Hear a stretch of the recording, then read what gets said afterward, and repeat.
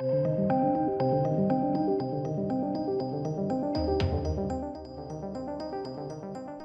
welcome ladies and gents, let's talk Andor episode 5. This will be my review, and yes, there will be some spoilers. If you don't want anything, you don't watch the episode and you don't want to be spoiled at all, do not watch this review. Because I will talk about anything and everything, basically. Anything and everything that comes to mind. So, this episode is what we call, definitely a slow burn. It's the calm before the storm. It's a set builder. It's narrative pieces falling together. It's our character building of all the other moving pieces. So we've spent a few episodes, of course, with Andor, learning who he is and things like that, in flashbacks, learning his story. We know that, but we don't know anything about the group that he's with on this planet, right? We don't know anything about them. Who are they? Literally no idea. They're all just for the cause. But in this episode, we do learn more about them, and we needed that slowdown because inevitably the next episode is going to be the heist. It's going to be the robbery. And so when we're building towards that, you need this slowdown for us to get to feel for these characters. It doesn't have to slow down specifically. You could do it with action, of course you could. Or you could do it with tension, which they did in this. Because inevitably people are going to die in the next episode. And probably a really gruesome death as well. And we need that emotional weight. And if you don't feel for the characters, you're not going to get that. Admittedly, not everyone's going to register what they are trying to do here. And that's fine. It's just you just don't gel with this form of storytelling, or you just don't enjoy it. Whatever reason, there's no judgment here, I don't care. But I really liked this slowdown. I really appreciated it. I liked the interaction, you know, when the chap is rummaging through Andor's things and he wakes up and he's like, where's my things? Why have you got my things? She told me to check your things. You don't believe me? Go and ask her. She's awake in a minute, or she should be awake by now. And there I was like, okay, wow, yeah, they still distrust Andor, or Clem, as he's known now, with this group. And the sort of building up from there was great, because they had a little bit of an interaction which shows a deeper understanding of one another's situation. So this guy, with his tattoos across his body, and you're like, okay, right, so where did that one come from? It came from this, came from that. Okay, how do you know about them? And so I thought that's where the beef ended. That's where I thought it ended. But no, that would be too simple.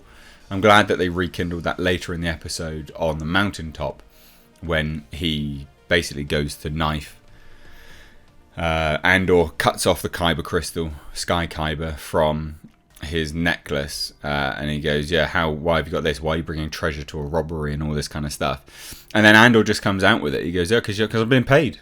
Fuck it, I'm being paid. I'd rather you all know that and know this is why I'm here than constantly watch my back. So I'm being paid. Got a problem with it? Let's talk about it. Let's deal with it.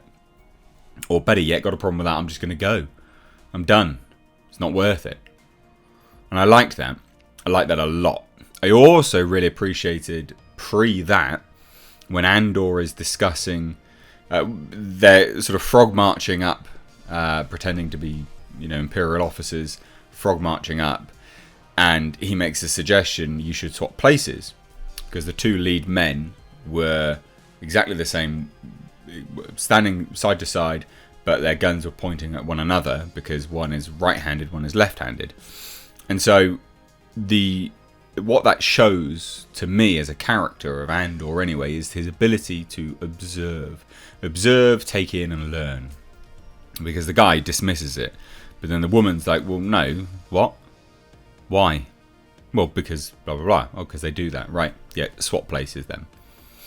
I like that a lot. And all the uneasy tension there, I really like, because we know that that's going to build towards something.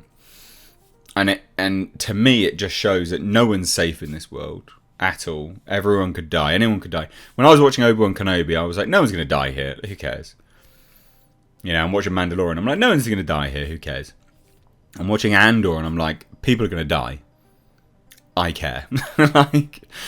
I'm invested now. I am invested. We also cut back to Luthen on Coruscant and Mon Mothma. I don't think I talked about this in my last episode review, but the interaction with Mon Mothma's husband is an interesting one, because I wonder whether they are aware of what she's actually doing. I don't think they are, But I wonder, where would this animosity be coming from? Is it just due to her politicking and her duties? Surely it can't be that, because they clearly enjoy the life that they lead. But the husband was complaining about boredom and things like that, and she's so boring. And then they had a similar sort of altercation with her daughter today, in today's episode, and just this sort of argument. And I'm wondering, in my head, I'm like, it's going to have to build towards something. We've never seen them before. So I wonder if that builds towards something, them leaving. Who knows? I don't know. But it's interesting nonetheless. And then, the officer that works at the security, the guy who featured in the first few episodes that has now obviously been sacked.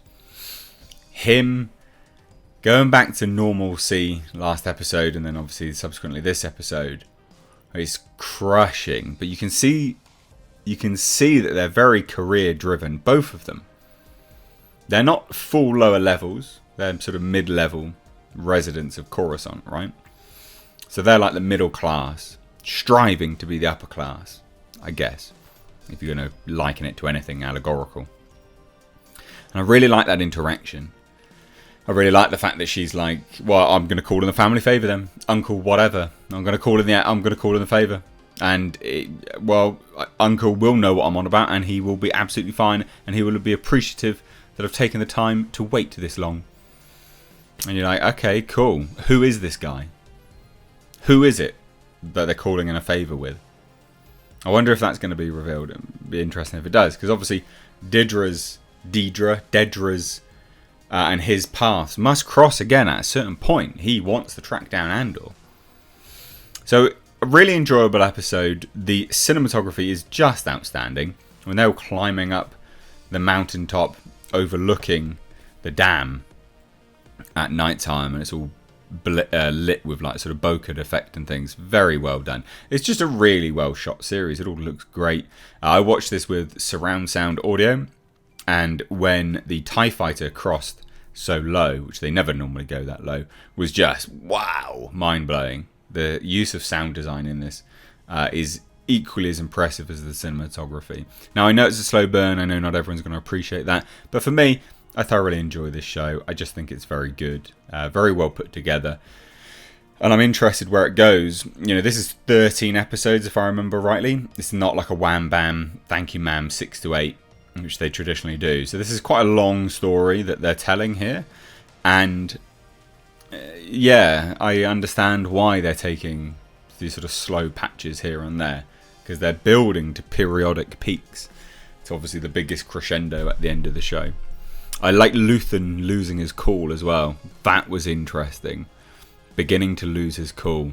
But then his assistant, maybe his wife, I don't know who she is, mirrored what his employees had basically said at the start of the rebellion, saying how, you know, it's always difficult on the lead up to something. It's calm, but there's too much time. It's too calm. Your mind runs riot. And it's basically, it was essentially the same thing paralleled being stated, and I really liked that. It's a great show, really, really good show.